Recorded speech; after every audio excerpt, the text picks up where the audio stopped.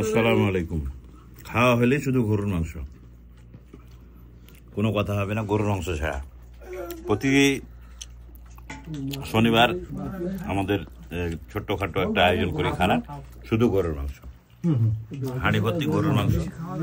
ওই যে বান্দারা খাচ্ছে গরুর মাংস, শুধু গরুর মাংস খাওয়া মানে গরুর মাংস। আমরা প্রতিদিন প্রতি শনিবারের দিনে ছোটখাটো করে একটা আয়োজন করি, খাই, মানে সারা সপ্তাহ কাজ করার পরে বন্ধু বান্ধব সব এক জায়গাতে হয়ে আর কি ওই খানা পিনার আয়োজন হয় আমাদের। মাশাআল্লাহ।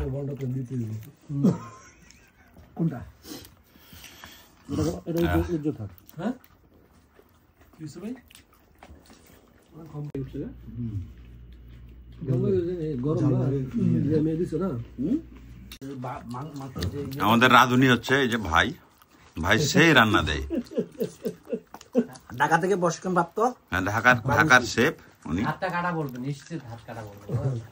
অনেক সুন্দর রান্না করে। আমরা ভাবছি যে ওনার হাতটা কেটে দেশে পাঠাবো, কারণ হচ্ছে যে এই রান্না যাতে আর কেউ খাইতে না পারে।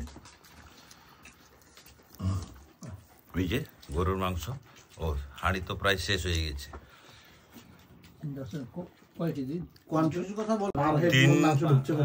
প্রায় 3 কেজি গরুর মাংস আমরা 8 জন মিলে খেলাম আর কি। সেই স্বাদ, মানে সবাই সেই স্বাদ। মানে কি হলো 200 গ্রাম কম রেস ব্যাগ হলে তোমার এখন কভার হয়ে গেল। না পেয়ে আমরা বড় ছিল না। হ্যাঁ ছিল না।